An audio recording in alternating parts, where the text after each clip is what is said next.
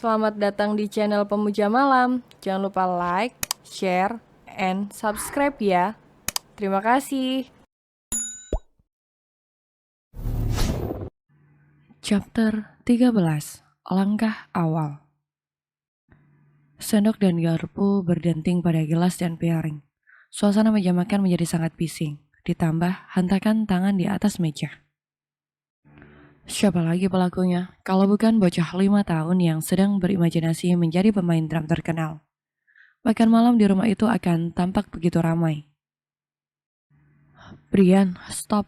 Kamu membuat kepala kami sakit. Cepat habiskan makanmu itu. Tegur Gisela dengan sedikit menaikkan intonasinya. Matanya melotot dan memerah menandakan kalau dirinya sedang marah. Jelita mengernyitkan dahinya dengan kebisingan yang membuatnya tak nyaman.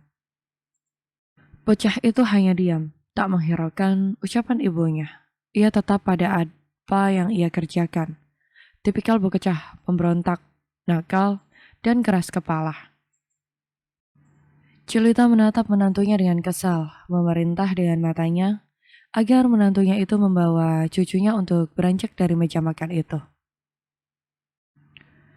Jelita menutup kupingnya dengan kedua tangan, sedangkan Immanuel mencoba untuk mengabaikan dengan tetap melanjutkan makan malamnya tersebut. Ia mulai terbiasa dengan kegaduhan yang terjadi di rumah itu semenjak cucunya itu lahir. Brian tak sama seperti anak lain yang anteng.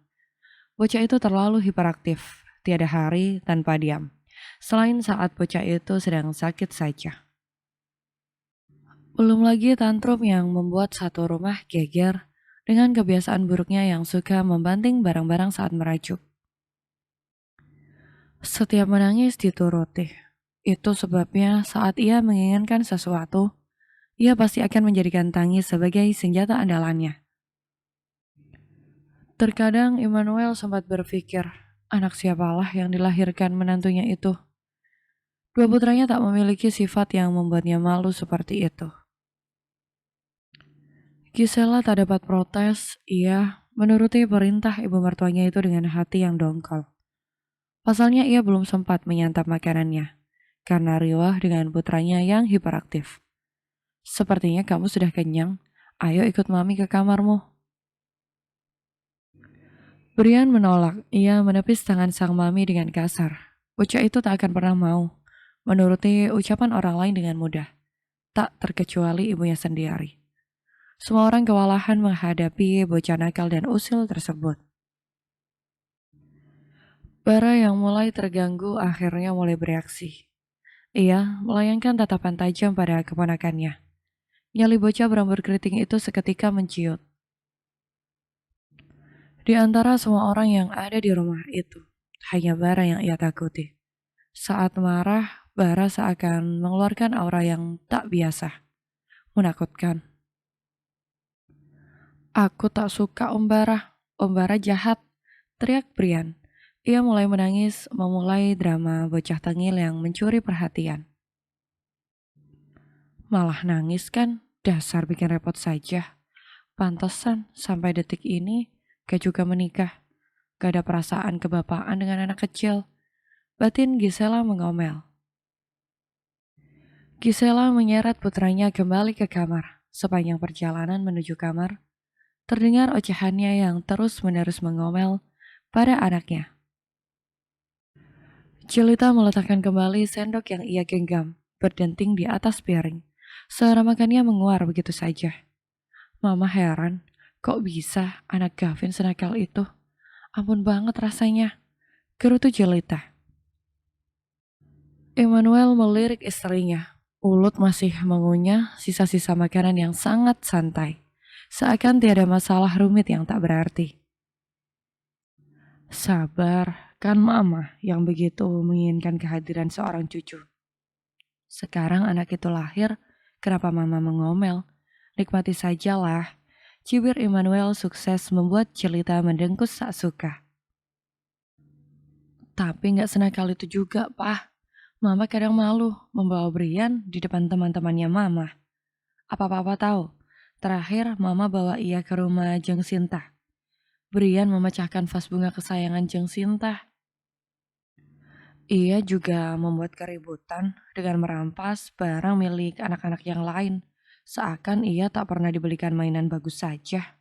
Pokoknya nggak tahu lagi di mana mama harus letak muka itu. Bara sudah selesai menyantap makanannya. Ia malas ikut campur dengan ocehan sepasang suami istri parubaya itu. Mau kemana kamu? Mama belum selesai bicara. Jelita langsung menghentikan gerak Bara yang ingin beranjak dari kursinya. Alis pemuda itu terangkat sebelah. Mau bicara apa, Mah? Tentu saja hal yang sangat penting, Bara. Tegas Jelita. Bara tersenyum tipis di sudut bibirnya. Melihat ekspresi Jelita sudah membuatnya begitu yakin. Hal apa yang mau dibahas oleh wanita berjilbab yang sudah melahirkannya itu.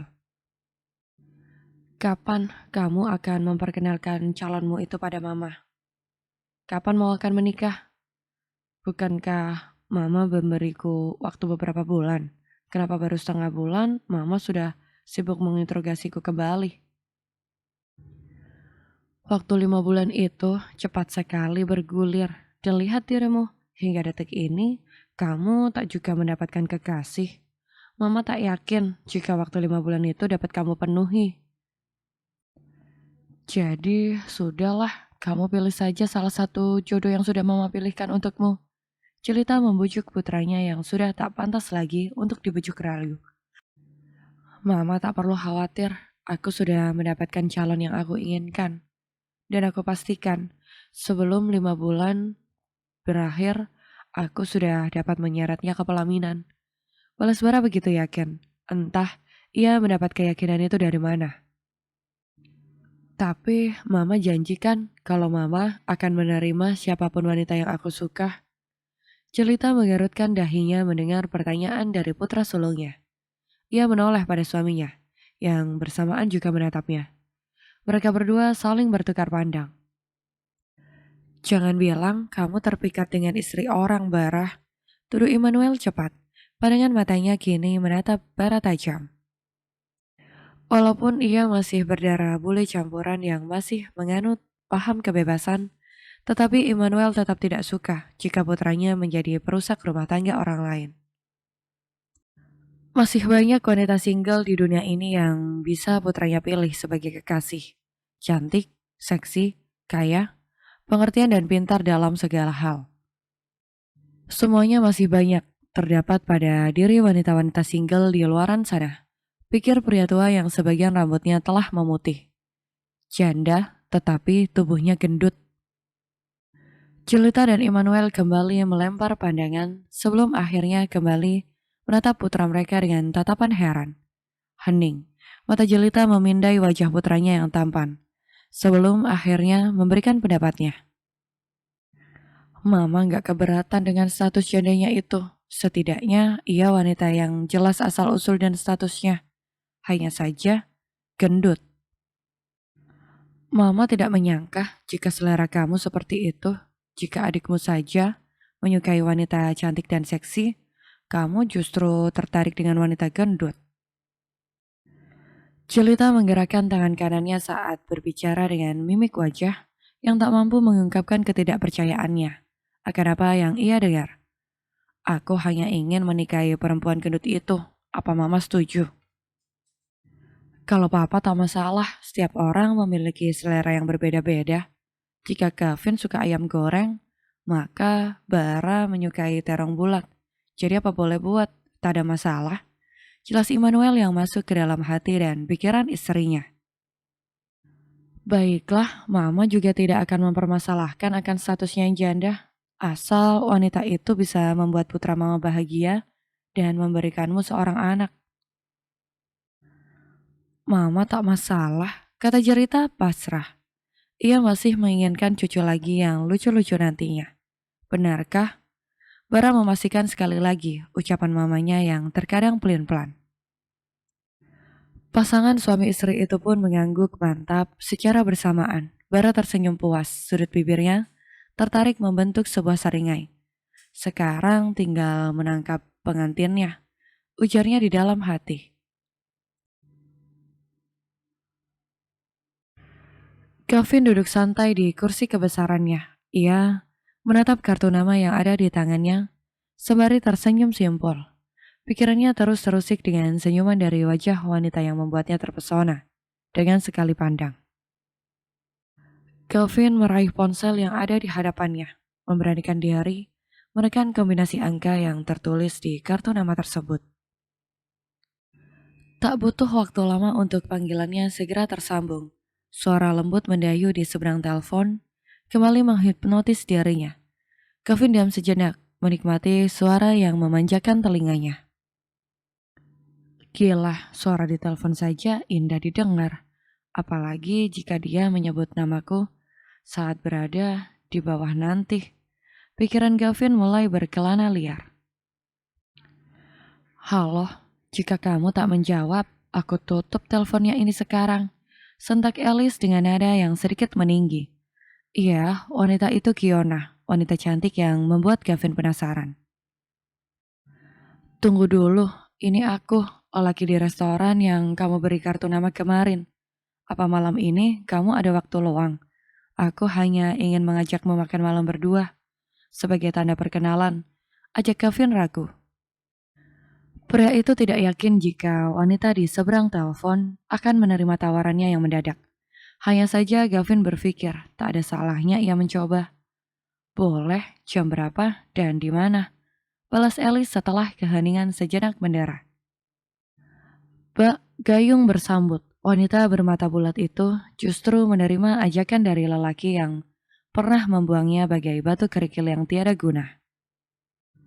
Gavin terlalu cepat menunjukkan dirinya terperangkap dalam jeratan sang penggoda. Tetapi lelaki dengan segudang cinta untuk para wanita seperti Gavin, mana mungkin akan menyanyiakan kesempatan mengenal lebih dekat wanita cantik secantik Kiona. Pukul 7 malam ini, aku akan kirimkan alamatnya padamu lewat pesan. Baiklah, sampai jumpa nanti. Balas Alice singkat, namun cukup menciptakan senyum kepuasan di bibir lawan bicaranya. Kepercayaan diri Gavin meningkat 2 kali lipat dari sebelumnya. Sambungan telepon pun terputus tanpa menunggu balasan dari Gavin terlebih dahulu. Sampai jumpa lagi cantik, gumam Gavin senang. Gavin memandangi wanita yang kini duduk di hadapannya hingga tak berkedip. Alice tampak lebih cantik dari terakhir kali mereka bertemu. Wanita itu sengaja memoles wajahnya terlebih dahulu agar tampak begitu cantik sempurna. Ada apa? Apa ada yang aneh dengan wajahku? Tanya Alice. Matanya memperhatikan seluruh ruangan kafe yang menjadi tempat makan malam mereka berdua. Sebuah kafe dengan konsep minimalis dengan meja petak berwarna coklat muda. Lampu kuning yang tergantung di beberapa bagian atap.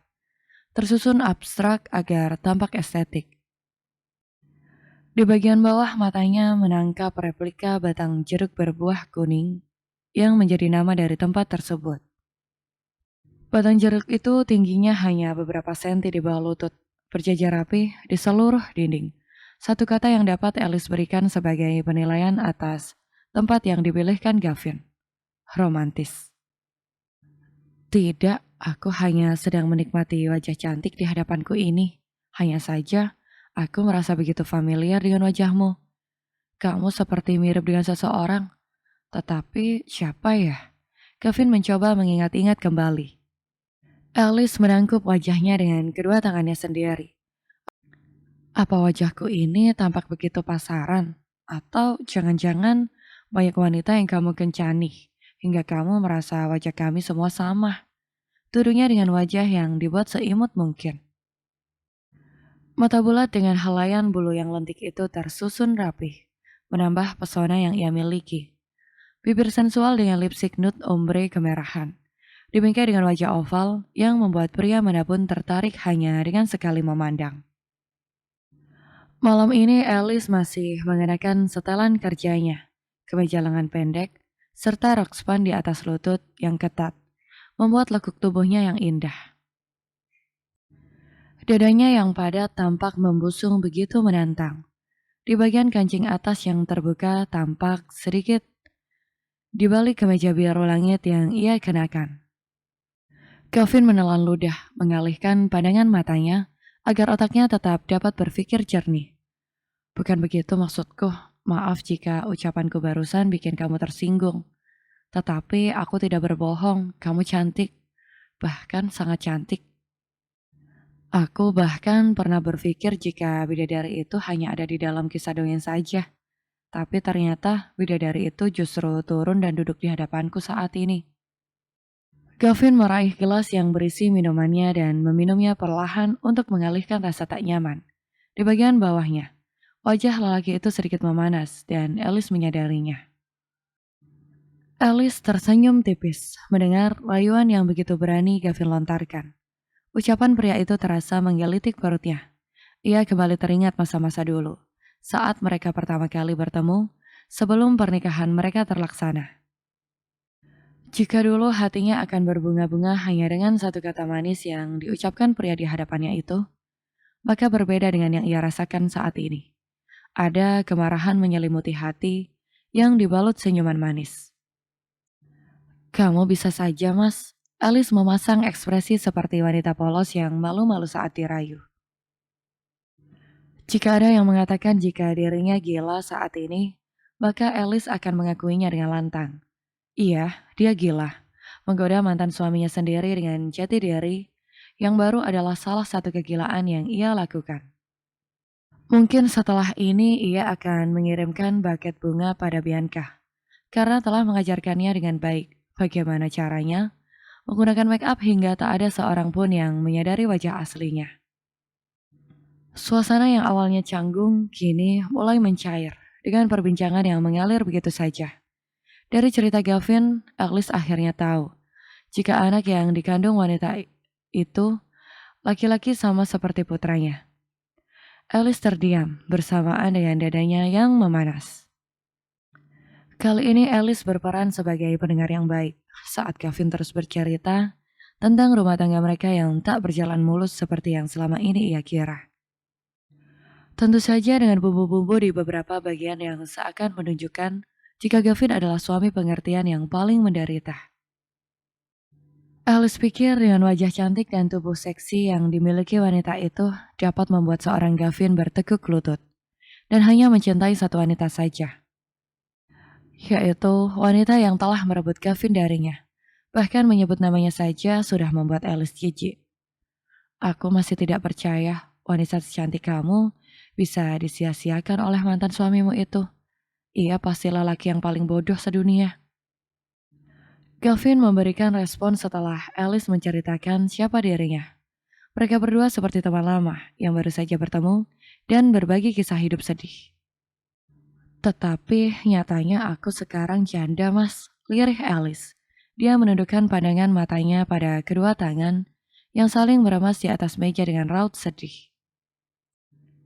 Gavin yang iba meraih tangan kanan Alice dan meremasnya lembut, seakan memberikan ketenangan pada dirinya. Kamu jangan sedih, tidak semua lelaki sama bodohnya dengan mantan suamimu itu. Kamu pria baik, Mas. Sayang sekali kita terlambat bertemu hingga dirimu telah menjadi milik wanita lain. Andai saja, sudahlah, aku iri dengan istrimu yang mendapatkan pria baik seperti dirimu. Alice tersenyum.